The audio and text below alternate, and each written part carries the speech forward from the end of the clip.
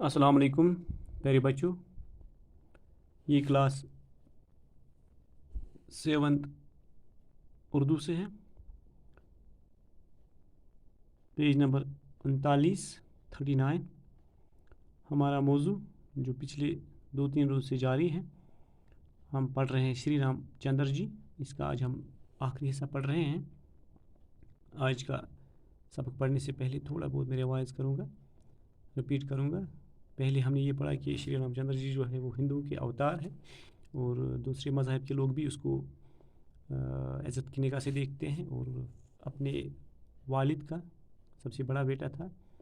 रीति रिवाज के मुताबिक इसको अयोध्या का बादशाह बनना था, लेकिन राजा दशरथ की 3 रानियाँ थीं और तीनों रानियों से 4 बेटे हुए। तो इस तरह से ये जो भाई थे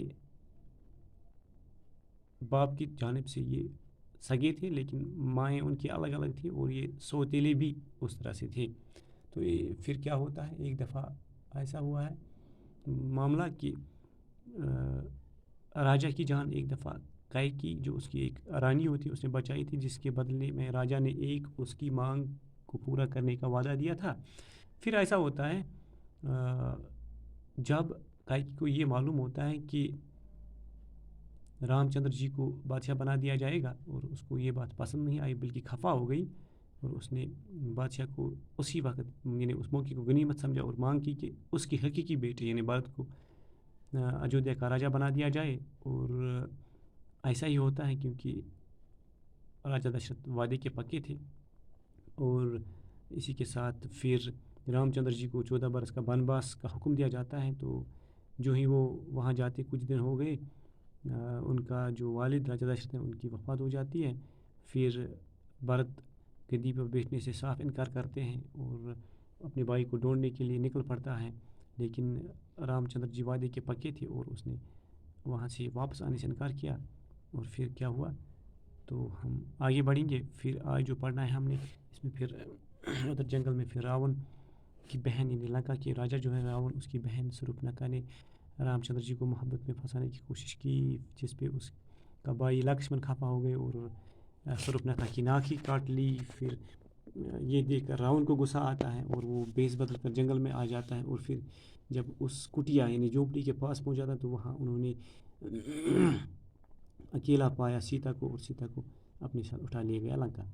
तो अब हम पढ़ रहे हैं जब राम और लक्ष्मण वापस कुटिया के पास पहुँचे तो फिर क्या होता है। तो उन्होंने सीता को कुटिया से गायब पाया। वो बहुत बेचैन हुई, हर तरफ तलाश के बावजूद सीता का कुछ पता नहीं चला। आखिर हनुमान जी के ज़रिए मालूम हुआ कि लंका का राजा रावण सीता को उठा कर ले गया है। रामचंद्र जी अपने भाई लक्ष्मण और भद्रों के राजा सुग्रीव को लेकर लंका पहुंच गए। वहां रावण के साथ खूनरेज़ जंग हुई। इस जंग में रावण को शिकस्त हुई और मारा गया। ये जंग हमें बदी पे नेकी की याद दिलाती है।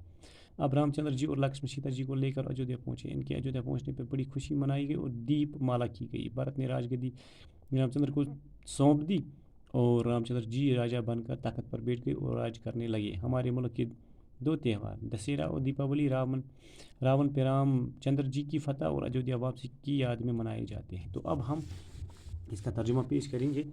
यूँ हुआ जब लंका के राजा ने सीता को वहाँ से उठा लिया और उस दौरान वहाँ वो अकेली थी, लेकिन जब राम और लक्ष्मण वापस कुटिया पहुँचे तो उन्होंने सीता को वहाँ नहीं पाया और वो बेचैन हो गए। हर तरफ तलाश के बावजूद पता नहीं चला। आखिर हनुमान जी के ज़रिए मालूम हुआ कि लंका के राजा आए थे, उन्होंने सीता को उठा लिया और वो उसको लंका ले गए। तो इसके बाद क्या होता है, रामचंद्र जी और लक्ष्मण दोनों बंदरों के राजा सुग्रीव को लेकर लंका पहुंच जाते हैं और वहाँ रावण के साथ खूनरेज़ जंग हुई। एक ज़बरदस्त लड़ाई होती है। इस जंग में रावण को शिकस्त हुई और वो मारा गया। और ये जंग जो है ये हमें बदी पर नेकी की याद दिलाती है। यानी उसने बदी की थी और वो रामचंद्र जी और उसका भाई नेकी पे थे, अच्छाई पे थे। उस तरह से बुराई पे अच्छाई की याद में ये जंग आज भी हमें याद है और याद दिलाती है। अब इसके बाद क्या होता है, रामचंद्र जी और उसके भाई उसी तरह ये अयोध्या पहुंच जाते हैं और अयोध्या पहुंचने पर बड़ी खुशी मनाई जाती है और दीप माला की गई वहाँ पे। और इस दौरान भरत जो है उसने गद्दी जो है यानी ताज और तख्त जो है وہ رامچندر جی کو واپس سونپا اور رامچندر جی راجا بن گئے، تخت پر بیٹھ گئے اور راج کرنے لگے۔ تو ہمارے ملک کے دو بڑے تہوار جو ہیں، ان میں ایک دسہرہ اور دیپاولی۔ یہ دسہرہ جو ہے یہ رام چندر جی کی فتح، راون پر فتح جو ہوئی اس پہ منایا جاتا ہے دسہرہ، اور دیپاولی جو ہے اجوجا کی جب واپسی ہوتی ہے رام سیتا اور لکشمن کی، اس واپسی کی یاد میں منائی جاتی ہے۔ یعنی یہ بہت بڑے دو تہوار ہیں، دیپاولی اور دسہرہ۔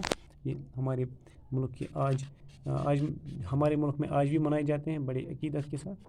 تو اس طرح سے ہمارا لیسن جو مکمل ہوتا ہے، پیج نمبر 39 پہ آپ نے یہ لیسن پڑھنا ہے اور آج کا حصہ پڑھ کے یہاں سے ایک پیج بھی لکھنا ہے، اور ساتھ ساتھ میں اس کے جو الفاظ ہیں کچھ آپ نے پہلے پڑھے تھے اور کچھ آج جو وہ یاد کرنے ہیں، اور وہ الفاظ جو ہیں پیج نمبر 40 پہ ہیں۔ انشاءاللہ کسی اور موضوع کے ساتھ پھر بات ہوگی، تب تک کے لیے خدا حافظ۔